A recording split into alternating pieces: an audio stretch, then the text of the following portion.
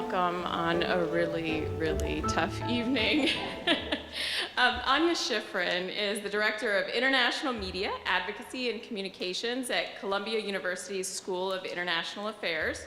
She teaches a course on the media, human rights, and social change, as well as courses on the media and development. Her research, writing, and editing are remarkably global, interweaving broad political, economic, and social themes with powerful personal stories. For 10 years, Schifrin served as a journalist in Europe and Asia, reporting for institutions like Reuters and the Wall Street Journal Asia. She also served as the editor-in-chief of the Turkish Times in Istanbul. Schifrin has written and edited a number of books, including Global Muckraking, that you'll be hearing quite a bit about tonight, Bad News, How America's Business Press Missed the Story of the Century, and From Cairo to Wall Street, Voices from the Global Spring. Help me welcome Anya Schifrin to Montgomery College. Thanks everyone for coming on such a cold night. I'm going to start by assuming that people don't know who the muckrakers were. In the turn of the 20th century, there were a group of magazines and a group of journalists who exposed some of the big problems of the time. They wrote about the big banks and the big railway monopolies. They wrote about the Chicago meatpacking industry, which had terrible sanitary conditions and awful conditions for its workers. And they wrote about other problems in US society, including Standard Oil, which was an enormous monopoly. They were published in a few magazines, and there's lots of argument about why those magazines at that time started publishing the journalism. Some people think it was because of the way newsprint was made, the price went down. Other people argue that it was because of the rise of subscriptions, which meant that there were more people paying for news, and the magazines could be free of influence from advertisers. But in any case, they were legendarily famous and brave, and it was President Teddy Roosevelt who criticized them by calling them the muckrakers. So since so many people have heard of the muckrakers and they're so famous, I wanted to do a book that was about journalists in the rest of the world. And we spent 2 years researching journalists in Africa and India and Latin America and Asia and writing about what they did. And that's why this book is called Global Muckraking. It's a collection of journalism from actually more than 100 years, probably about 150 years, and it includes 47 pieces of journalism from around the world, with introductions by 47 different writers and historians and activists. So when we were putting together this book, one of the things that was important to us was to include themes that journalists in those countries were writing about. And the kind of journalism they were producing was different than the kind of journalism that you would read in the New York Times. They wrote about slavery and human rights. They wrote about labor conditions. They wrote about police brutality. And in the 1920s and 30s, they wrote about colonialism and how much they hated their colonial masters. So those are the themes of this book. The anti-colonial movement in Africa, lots of the heroes actually were journalists as well, and they used journalism as a way of getting their message across. And Kwame Nkrumah, who was a great anti-colonial leader and became the head of Ghana in the post-colonial period, like many third world leaders, felt that the media had been too dominated by the West, and he called for a new kind of journalism, a pan-African journalism that would give voice to Africa, would tell Africa's point of view about things, and not be dependent on Western reporting about Africa. And he dreamt of a pan-African news agency. The idea was that these countries were young, and they needed to develop, and it was the job of the journalist to educate the public. So they didn't want to see sensationalistic news or news about movie stars. They wanted journalists to write about things like farming and fishing and construction, and they wanted in China and Russia and also the newly developed Asian countries. It was a very instrumentalist view of journalism, that the journalist should sort of do something to help society. So here you can see a typical kind of headline, journalist urged to educate the public. Now, it's important to remember that the people who pushed this idea about journalism didn't really believe in free press, right? They wanted journalists to do something for them. But it's a part of the tradition of developing country journalism, so I want to kind of acknowledge it here. It's different from what we're going to be talking about. We're going to be talking today about the journalists who challenged the status quo and fought for human rights all over the world. So when you read old newspapers, you don't know what you're going to come across. They're falling apart, they're not digitized, and very often as we read the old newspapers, they crumbled in our hands. This is from one of the libraries in Calcutta. So once they're gone for good. So I got the idea for the book because I was teaching a class, I was asked to teach a class at Columbia Journalism School that was going to be for PhD students. And the idea was that it would cover economic and business journalism since 1600. And I was asked to teach that with a historian called Richard John. And he told me that he would take care of the UK and the US, and I'd be in charge of Africa and India. And I thought, that's a huge job. How do you teach journalism on economics since 1600 in Africa and India? So I spent about a year reading. I was so terrified. And every 6 months I'd come back to Richard and say, oh, I haven't found what I'm looking for yet. And he said, keep going.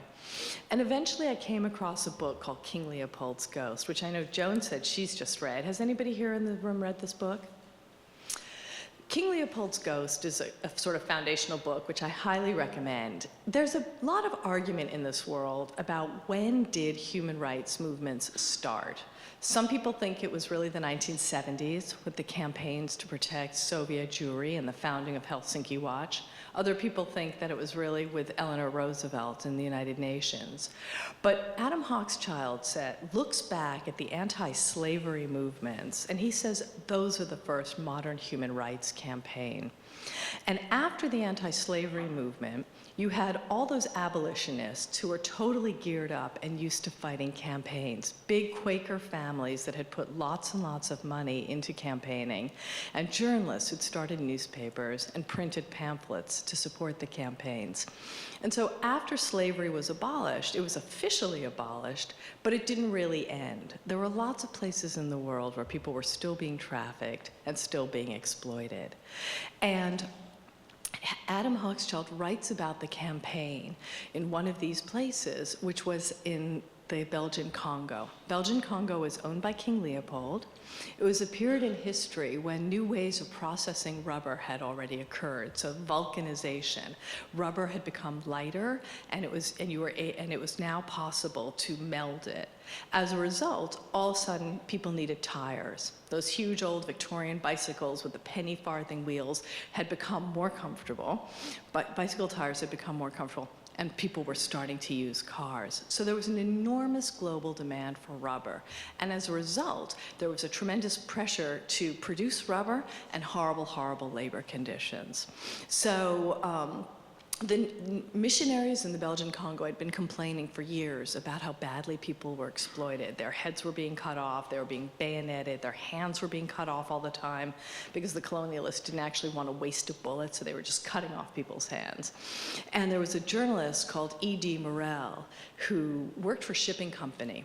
And Hochschild describes how he saw the guns going to Africa, and all that came back was rubber and ivory. And he suddenly thought, there's something wrong here. All we're sending are guns, we're not sending money or goods, and what's coming back is rubber and ivory.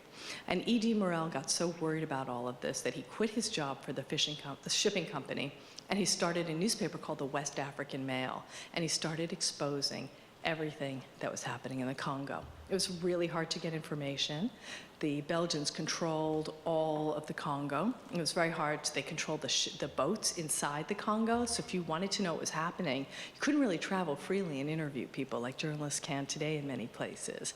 So Morel relied on first-hand accounts. He spoke to missionaries, and he got information about what was going on. I'll just point out that the fight with King Leopold was very much like a modern battle. Both sides hired lawyers. Leopold tried to bribe journalists and intimidate them. He hired lobbyists to put his point across. And in many ways, it was just like a modern campaign, human rights campaign would be today. There's lots and lots of stories. King Leopold even went so far as to print his own magazine because he wanted to get his point of view across. So British Consul Roger Casement was one of the people who was sent to investigate to find out if the reports were true. And even before E.D. Morel started working, George Washington Williams had gone to the Congo. He's a freed American slave. He raised money to start his own newspaper. He went to the Congo. He interviewed people that were being brutalized and forced to gather rubber, and he wrote an open letter to King Leopold. Unfortunately, it didn't do much good. It took until really E.D. Morel and others started their campaign for the world to pay attention.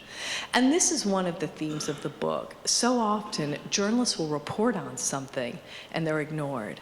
And they have to keep going for years. And sometimes when enough people in society want to bring about change, change happens. So one of the themes of the book is, when does that change happen and what does it take? Why sometimes and not other times? And history, the book is full of people who were so passionate about a cause or an outrage that they saw that they stopped doing what they were doing and they founded a newspaper, a magazine, pamphlets in order to get their point across. Morel had not been a professional journalist. So after I read this book, The King Leopold's Ghost, I thought, this is incredible. I've heard of the American muckrakers. I know a fair bit about journalism. What else was happening? Why didn't I know about all this journalism in other parts of the world? So I thought, well, what happened to Morel afterwards, and where did Casement go? Well, it turned out that just a few years later, there was a similar problem happening in the Amazon.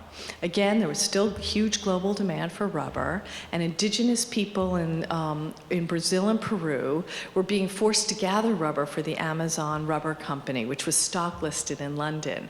And again, there was one journalist, Benjamin Saldana Rocas, who was so horrified by what was happening, he started a newspaper. And he started publishing and publishing and publishing about the terrible conditions. And again, just like George Washington Williams, no one knew who he was, no one paid attention, until two American engineers who were taking a shortcut wound up in Iquitos, Peru, became the English teacher of the son of this editor, saw what was going on, and brought the news back to London.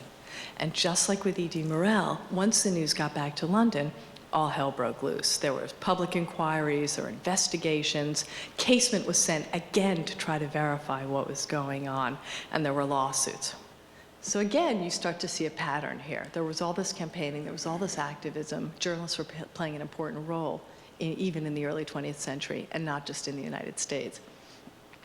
After that, I thought, okay, so what else? Well, guess what? It turned out that the Cadbury family, who had been anti-slavery and had put so much money into the anti-slavery movement, found out that the suppliers for the chocolate that they used for their chocolate bars were using child labor in São Tomé and Príncipe. Again, these were Portuguese colonies. Portugal was late in banning slavery. People still needed cheap labor.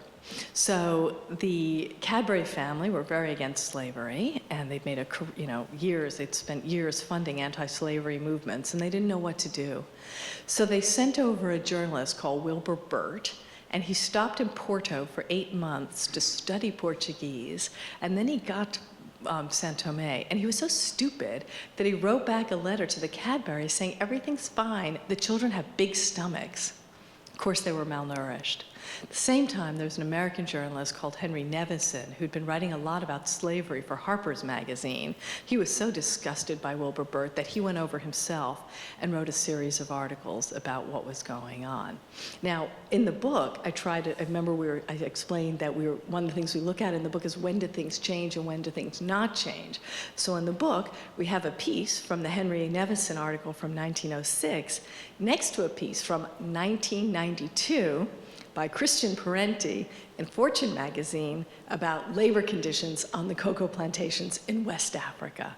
So you can see throughout the book, over and over again, the same subjects get written about. I'll speed up a little bit because I know you'll want to ask questions, but I'm going to quickly go through and show you about 10 of the bravest journalists who are in the book and tell you a little bit about what they wrote about. Trafficking of people. I don't know if you've ever wondered, why are there Indians in the Caribbean? Why are there Chinese people in South America? How did all these people get around the world? Well, one of the answers, again, after slavery ended, The British Empire needed cheap labor, so they started sending Indians from poor countries all over the place, to Africa and to Latin America, and they were called coolies. And they were trafficked in the same way that people are trafficked today. They signed contracts that they didn't understand. They would be promised salaries that they didn't get. And Dwarkanath Ganguly, who was a Bengali Hindu reformer, traveled to the Assam tea plantations to write about their conditions. And it so outraged the Indian people that the ending of trafficking of coolies became a platform of the Indian Congress during the fight for independence. So if you go to Mauritius today, it's part of Africa, but there's loads and loads of people who are ethnically Indian because they were trafficked there in the 19th century. Another classic book was Os Certos, which is like an 800-page book about Brazil. It's about the conquering of the hinterland of Brazil. Albert Londres, I don't know if any of you have heard of Devil's Island. That was actually a real place. It was a French jail where they put colonial prisoners that they didn't like. And this is a French journalist called Albert Londres who went to visit and wrote about how terrible the conditions were. Again, the New York Times has been doing beautiful stories all last fall about the conditions at Rikers Island. So prison brutality is another, terrible conditions in jails is another problem that hasn't changed, or has changed. It's improved in some ways, but it's something that journalists have written about for a long time. Famine. There's a very important theory from the Nobel laureate Amartya Sen that you cannot have famines in democracies because the press will warn people that food shortages are happening and force governments to act. And Amartya Sen argues that the reason you never have famines in India is because it has a free press, unlike China, for example, where there were terrible famines after the Great Leap Forward. In the early 1930s in Ukraine, an American journalist and PR guy named Gareth Jones went on a guided tour and snuck away and saw that there were terrible, terrible food shortages throughout the Ukraine. He was so horrified by what he saw that he came back and published, I think, something like 25 articles in 3 weeks. And the reason this piece is in the book is this was an example where exposure journalism didn't do anything. Nothing happened. No one sent food. The conditions in the Soviet Union at that time under Stalin were so restrictive that there was absolutely no way they would ever let food aid in. And, and many people in the West didn't particularly want to tangle with Stalin anyway. By contrast, I'm just going to warn you the next one, we also have a piece that I wrote about the Bengal famine of 1943. What happened was there was a typhoon in West Bengal, and there was a horrible, horrible food shortage. And the British government was fighting the Japanese that time in World War II, and they didn't want any press coverage of the famine because they didn't want the Japanese to know what was going on. They didn't want them to know where the food was. They didn't even, and they didn't want journalists to give they were worried that if there was bad press coverage about what was happening in India, it might actually help the enemy during wartime. As you know, in wartime, there's always more censorship, and governments always sort of shut down and try to get everyone to rally to their side. So loads and loads of people died in the Bengal famine. There's still some dispute, and the journalists weren't allowed to write about it. The Communist Party did a little bit. There were pamphlets in local magazines. People knew it was happening. People were coming from the countryside into Calcutta and basically dying in the streets. So in September 1943, Ian Stevens, who was a British journalist, published photos of the famine in The Statesman. Now, because he was a British journalist and India belonged to England, he had more power. He didn't have to worry about getting arrested like the Indian newspaper editors would have done. And after those pictures appeared, all of a sudden, England was ashamed and food aid got sent into the country and helped those, but it was too late for millions of people. I had a researcher spend about a year at the British Library just reading the press coverage of the famine. We kept wondering, when are we going to see something? When are we going to see something? And then we saw those pictures, and it was very dramatic. And it turned out we didn't understand why there hadn't been coverage before until we saw articles explaining how the British gathered the Indian newspaper editors together in 1942 and said, you be nice to us, don't talk about this, and we'll help you after the war's over. Natural disasters are really important because often when they happen, governments can't handle them and it hurts the government dramatically. Think about what happened in the United States with Hurricane Katrina, how bad that was for President Bush. Well, the same thing happened in Argentina after the huge earthquake in the 1950s. Some people say that that really paved the way for the rise of Peronism.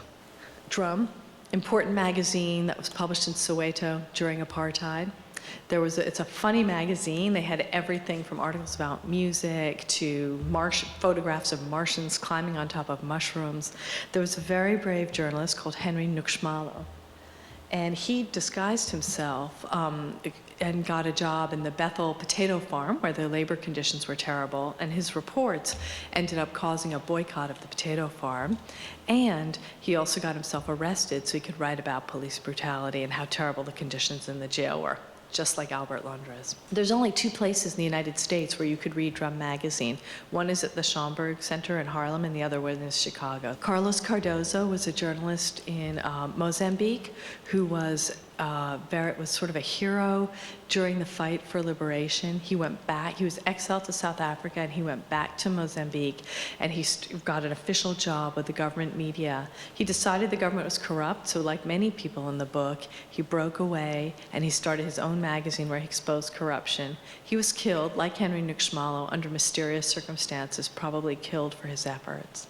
So in Africa today, journalists still remember Carlos Cardozo. When I was in South Africa in October, there was an Angolan journalist called Rafael Moraes who gave the Carlos Cardozo lecture.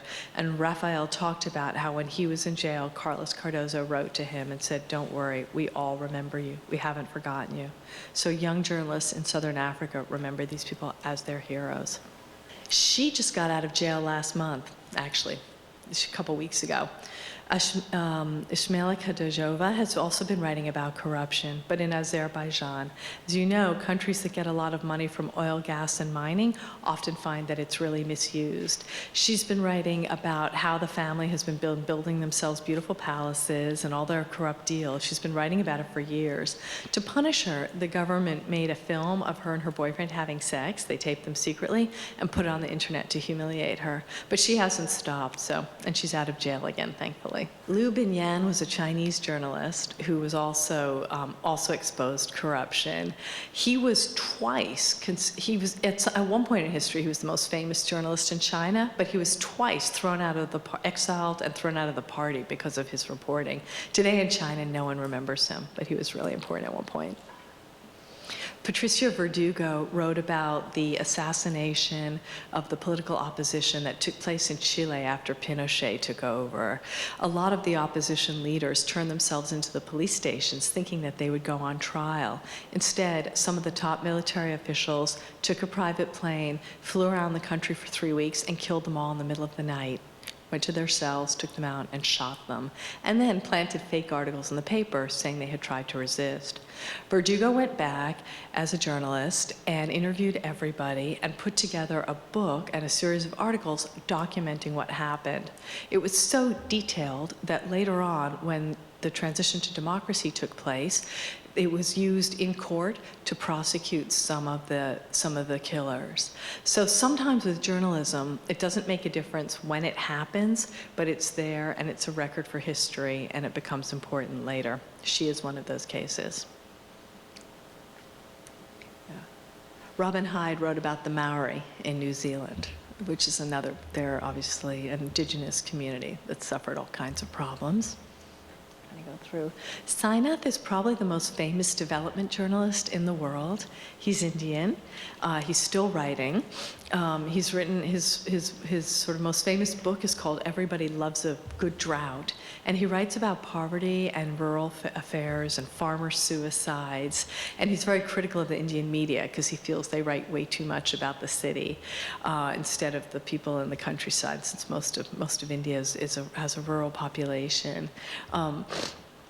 Sainath just quit his last job in a huff, so he's teaching at Princeton right now, but his books have sold millions and millions of copies, and he's definitely the most famous development journalist in the world and the most famous journalist in India.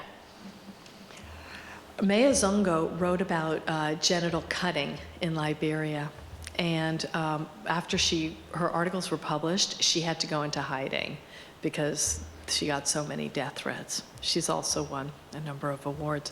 I think in the book, out of, well, I'll talk about that, but out of 47 people, something like 5 have been killed, partly because they're reporting. May's still alive, thankfully.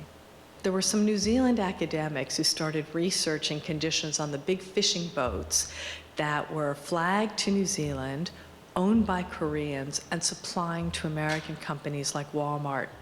Just like, remember we started earlier on talking about Dwarkanath Ganguly and the trafficking of the 19th century? Well, this was similar. People living in the countryside in Indonesia who wanted jobs were paying middlemen for contracts and then getting on these fishing boats and discovering that they were being totally exploited. They were being beaten, sexually assaulted, working long hours, dramatically underpaid. This New Zealand professor wrote about this for his PhD thesis, and luckily met a journalist who published the story in Businessweek. And the New Zealand government was so ashamed that they changed their laws pretty much immediately, and Walmart promised to stop buying fish from these companies. And this is interesting because so often what happens in history is people do important research, academics or human rights groups, but if people don't know about it, it's not going to make a difference. So finding a journalist who can help you and getting public attention and stirring up outrage is one of the ways that you can cause social change in this world. And that was a lesson we learned over and over again over the book. Often human rights campaigners were working with journalists to get those stories out. The other condition that you have to have for social change is you have to have somebody who can be embarrassed. If you have a big, powerful company that doesn't care, like let's say McDonald's, they're really hard to shame. Everybody knows they do terrible things for the environment, their food's incredibly unhealthy, but no matter how much people complain, they don't really care. You need to have people that are willing to change and care about their reputation. Otherwise, you can't exert pressure to make them change. Oh, yes. Elizabeth Windhausen also wrote about trafficking. So again, that's a theme that keeps coming up over and over again throughout history.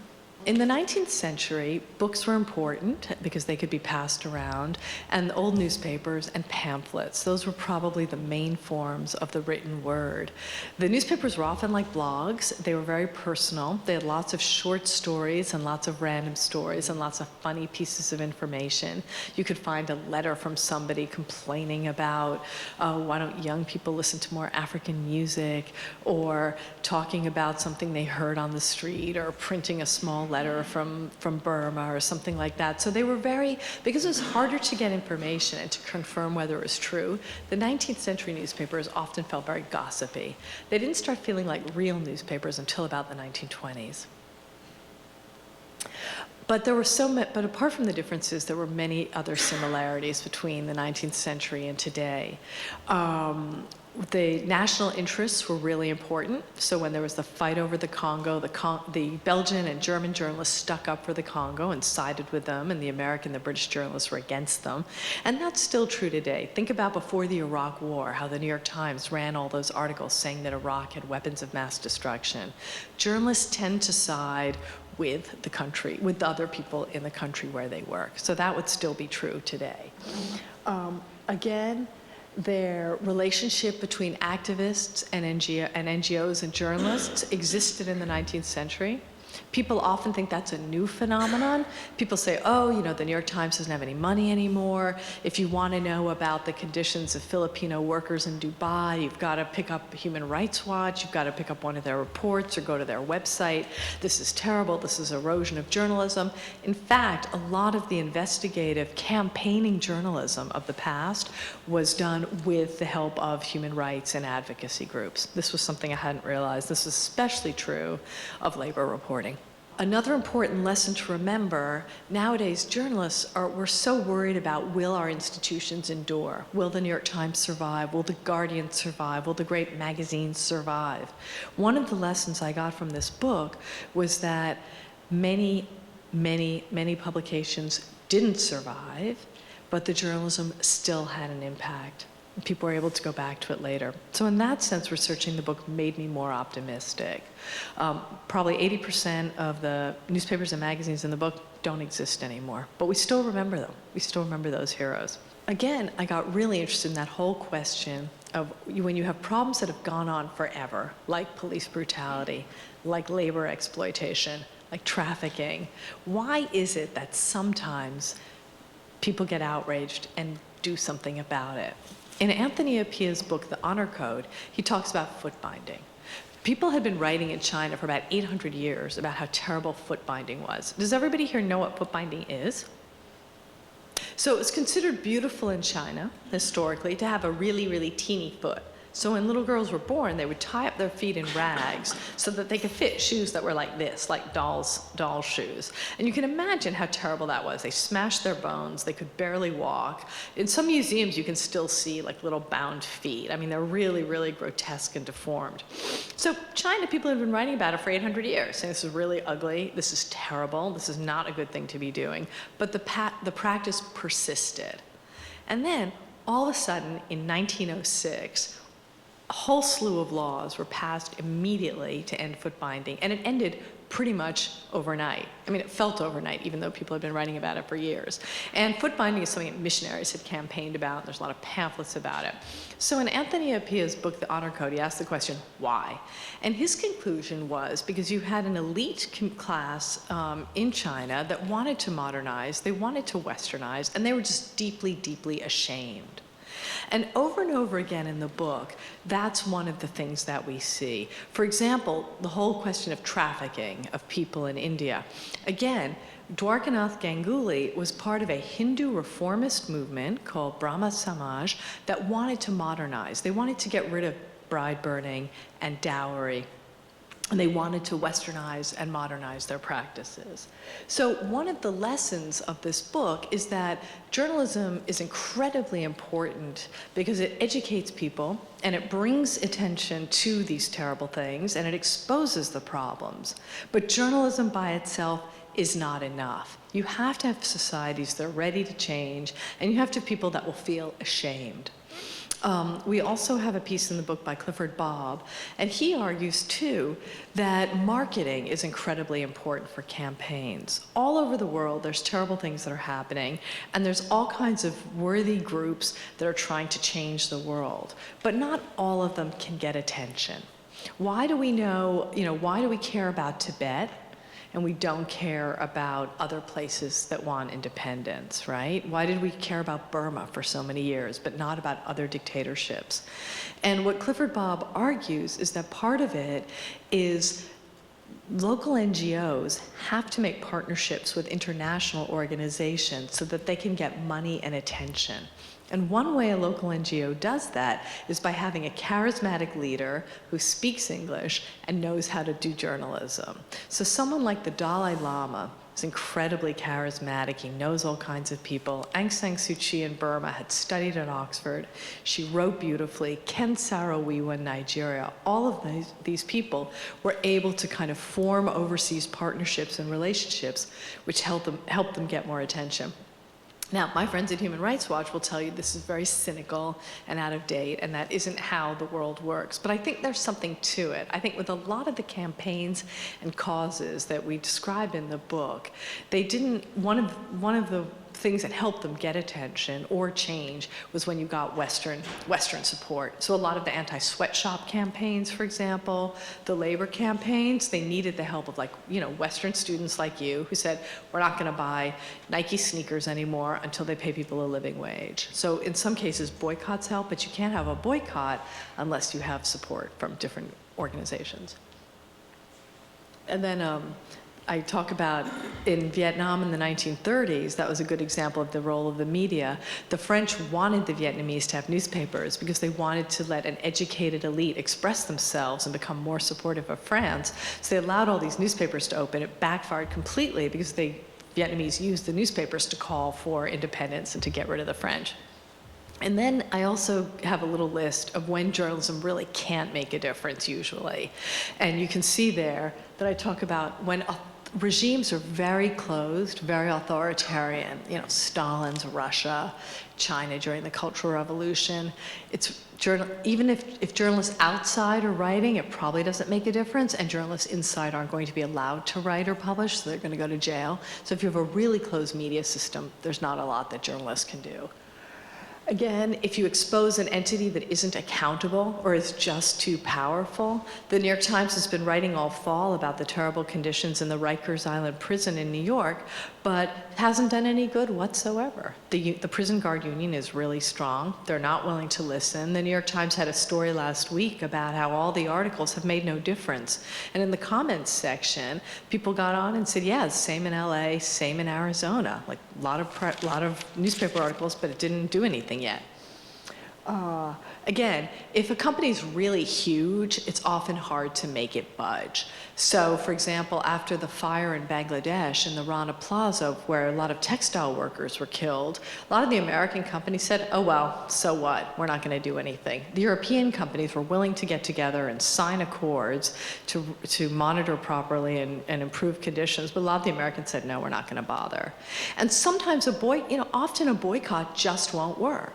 For example, the Immokalee Workers Coalition had brought a lot of public attention to the terrible, basically slave-like conditions that in Florida, which the Mexicans who were picking oranges were living under. It's really a disaster. But you know what the problem was? They were all supplying to the same two orange juice companies in the United States. So even if we all boycotted Tropicana, Minute Maid was still getting oranges from these people, and there really wasn't much that could be done. And I remember at the time saying to my friends at Amnesty International, why aren't you doing something? They said, it's not going to do any good. There aren't that many alternative supply sources. And in fact, what happened in the Cadbury boycott in 1906 was the Americans started buying all the chocolate after the English didn't. Prices went up. So it didn't stop the problem. And there are some things people just won't boycott, like the iPhone. You know, we know how bad the conditions are in many of those Apple factories. We know how bad the conditions are in the Apple stores. You know, I have a friend who was unemployed last year. She was working there for a year. You can't sit down. They're not well paid. It's not very good. I mean, it's not the worst, but it's not great. But nobody, consumers in this country, simply will not boycott Apple products. So almost whatever they do, boycott's just not going to help. You have to find other ways to embarrass these companies into behaving better. Yeah. And then absolutely, when there's big structural entrenched interests, journalism won't necessarily make a difference. So if you live in an African country where oil revenues are 70% of the government budget, no matter what you write, you're probably not going to have very, very much of an effect. And this was something that we found also in the book. In countries where mining and oil are creating loads and loads of jobs, people don't necessarily want to hear stories about how bad those companies are or how they're polluting the environment, right?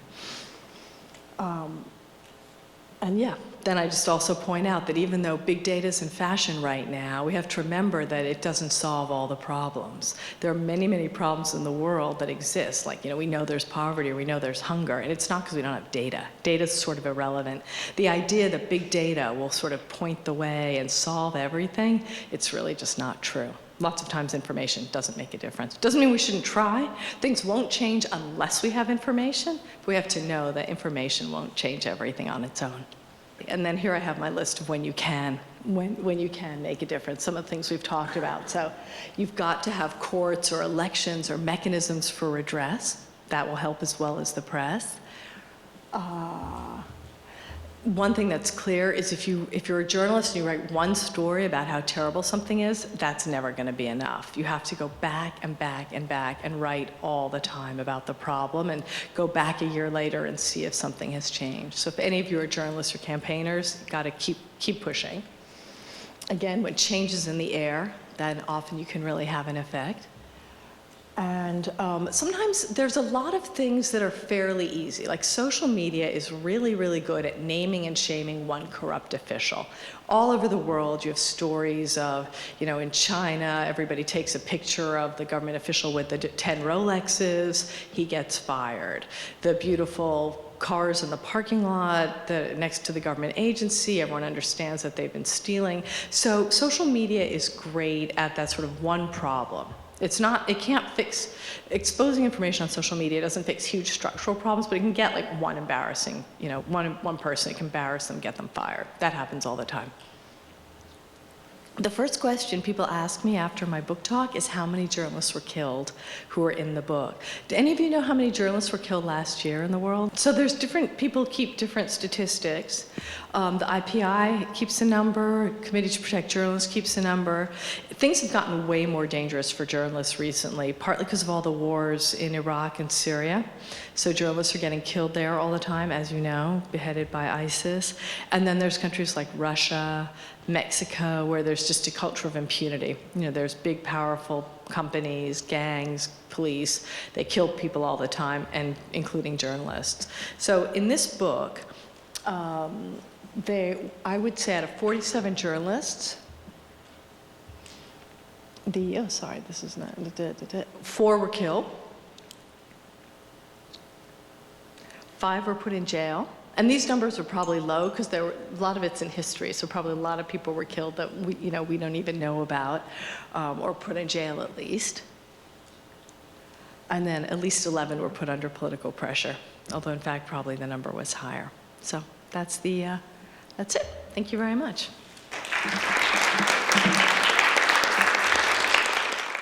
Thank you. You introduced a number of people I've never heard of, and very courageous people. Now, I do political history myself, and I've run across a number of so-called muckrakers who don't get it right. Mm-hmm.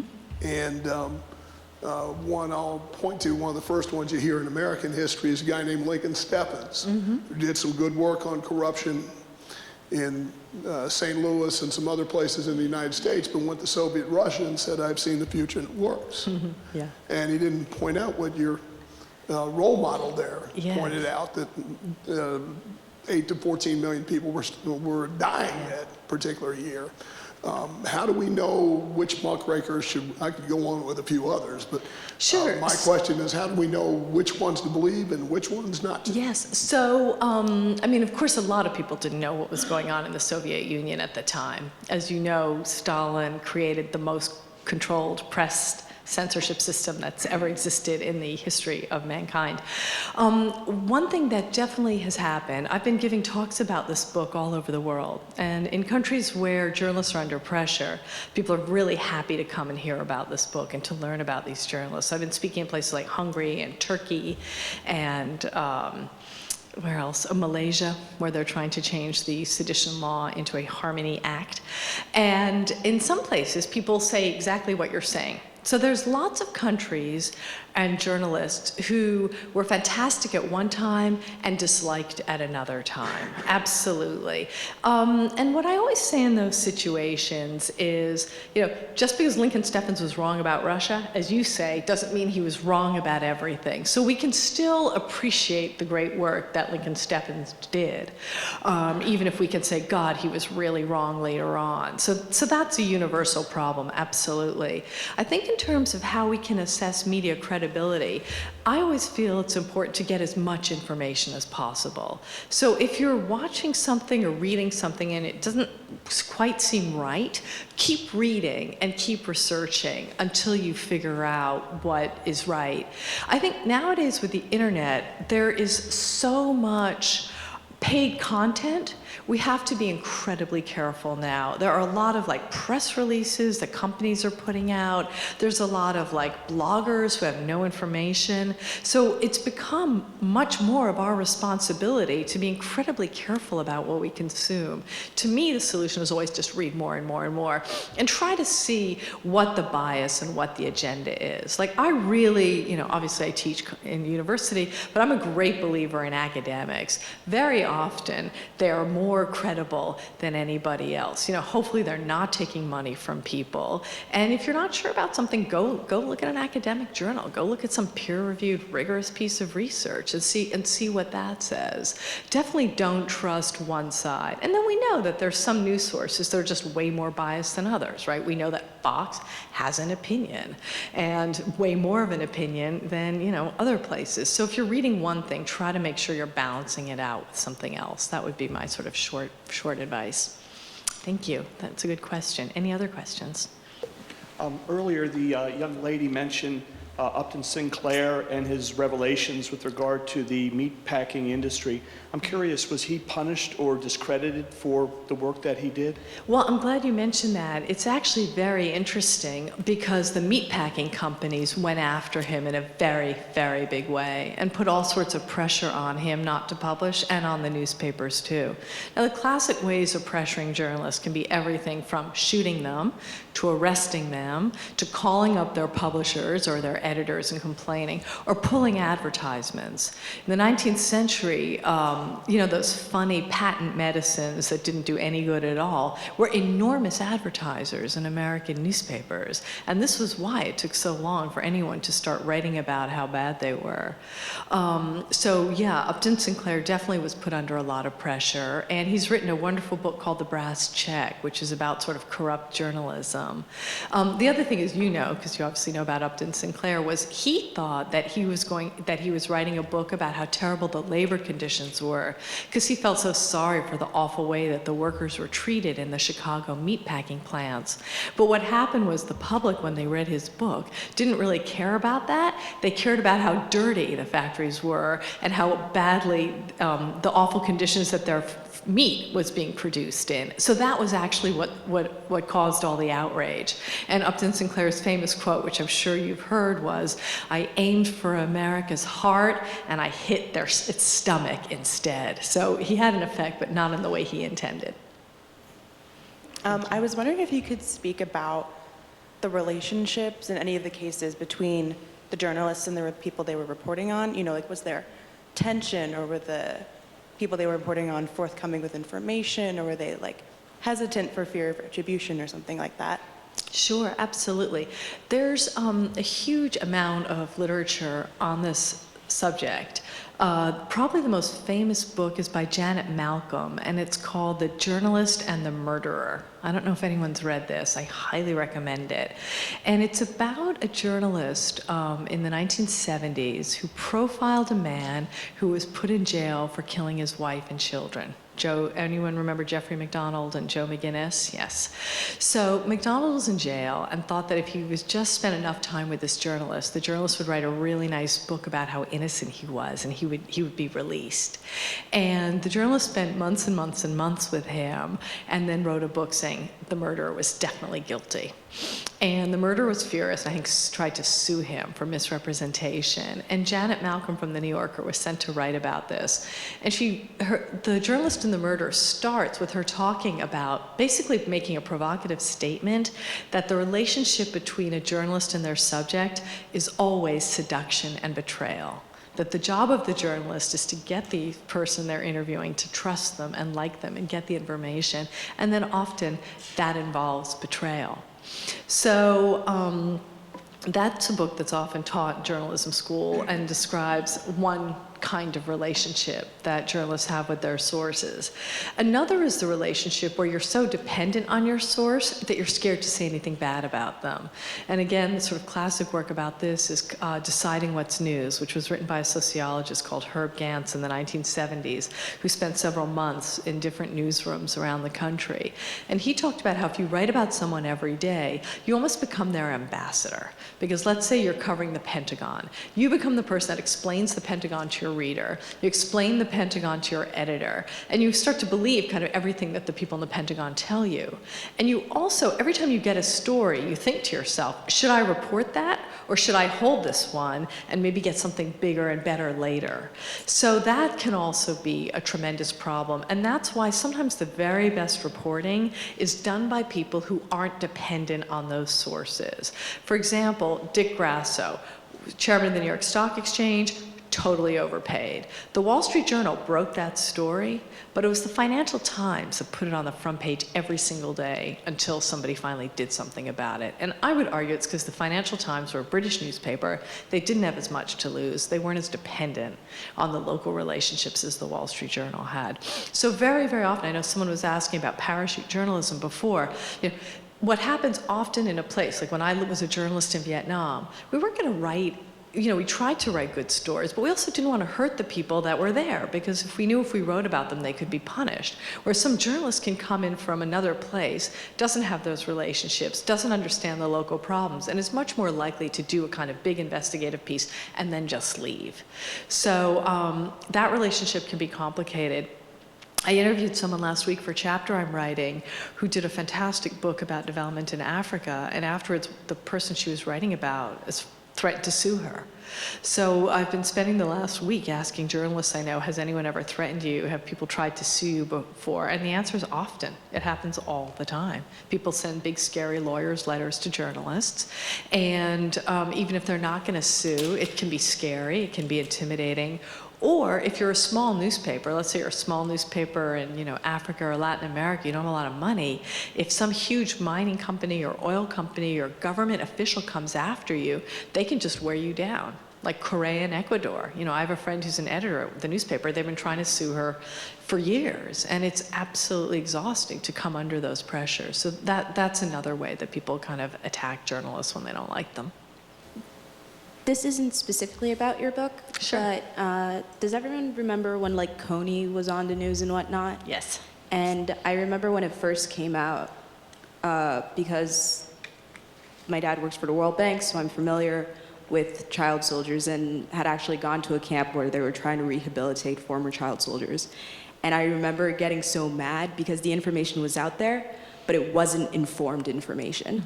And it took such a long time for, I guess, credible news to really disseminate the information correctly for readers and people watching TV and whatnot.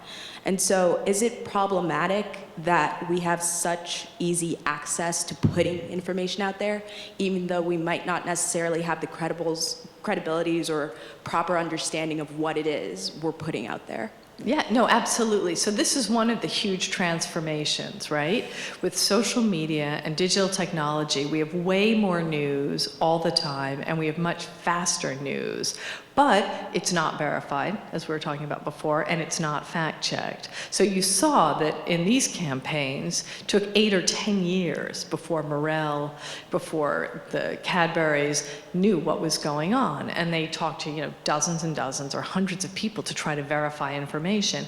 Nowadays, people just throw stuff out there and then hope that some citizen journalist will fix the mistake. So yes, this is one of the trade-offs that we face in society. More information, but often less reliable. I think that the Coney campaign is viewed as a campaign that really didn't make any difference. And that's a challenge for people who sort of care about human rights today, is how do you get people's attention, and how do you actually make meaningful change?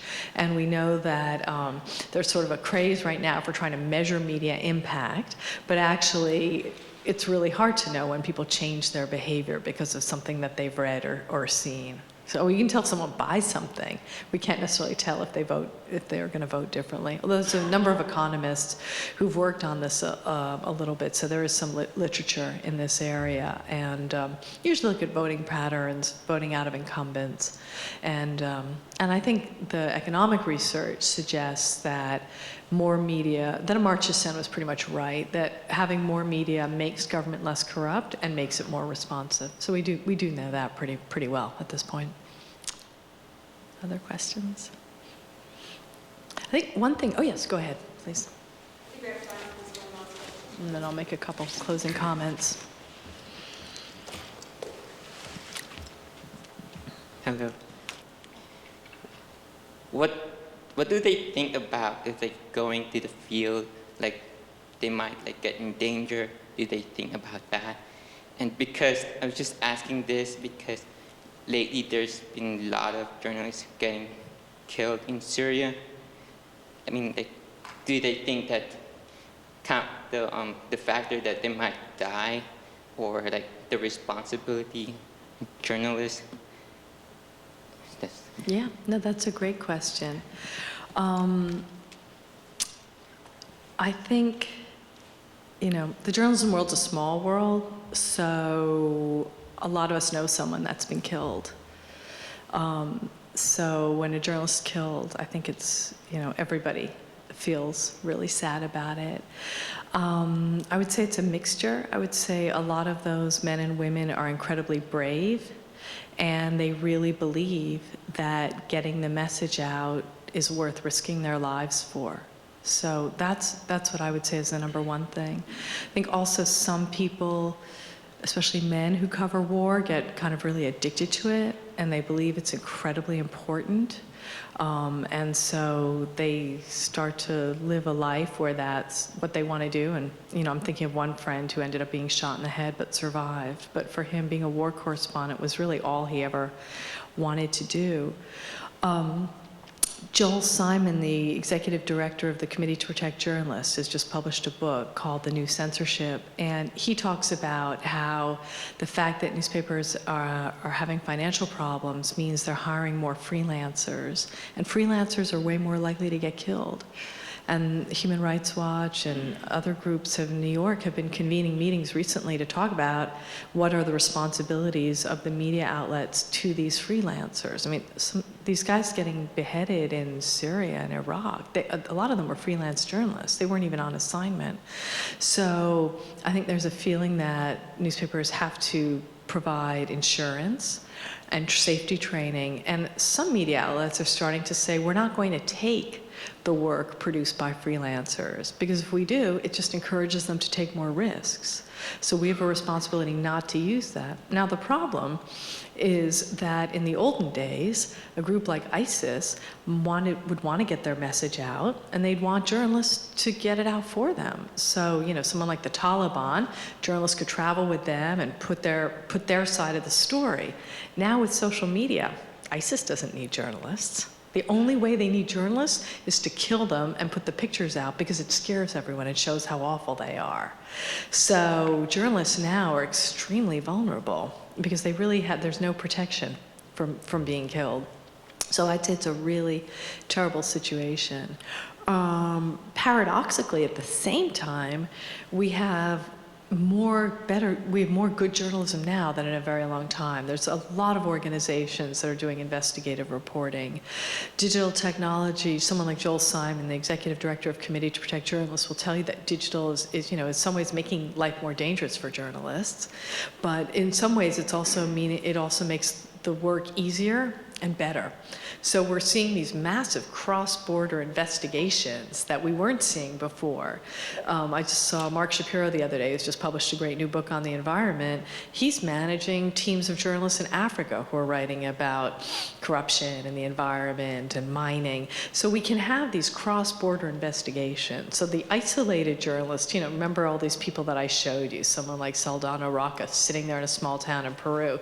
These isolated journalists are now able to work with other journalists all around the world.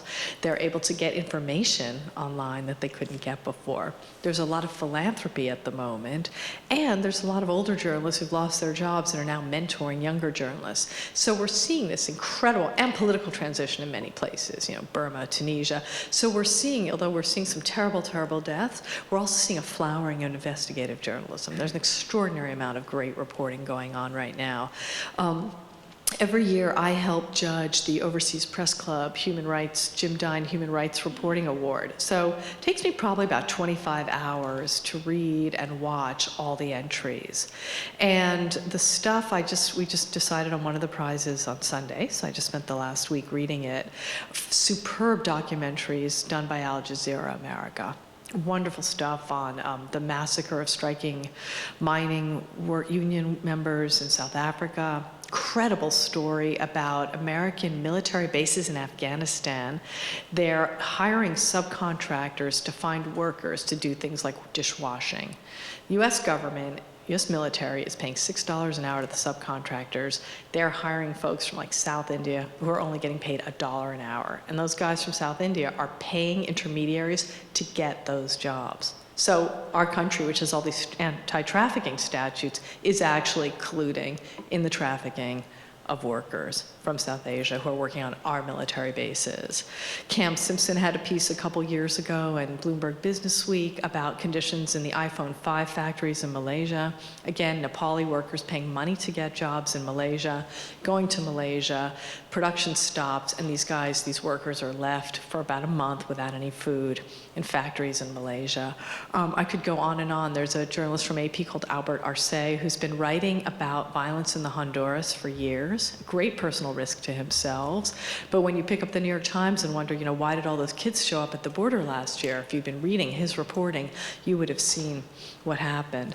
So it's really, I spent a lot of time kind of reading and trying to keep up. And I can say, another great cross-border story just came out last year, which was published by Leslie Wayne from the New York Times and Michael Hudson, and they work for the Center for Public Integrity, and they did an expose about huge American companies that are avoiding taxes by getting letters from the Minister of Finance in Luxembourg, allowing them to domicile in Luxembourg.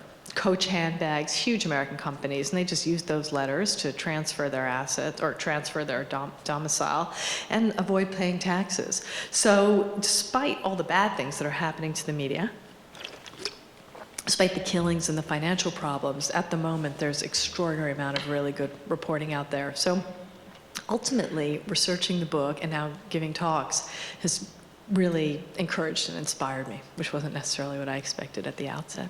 Thank you very much.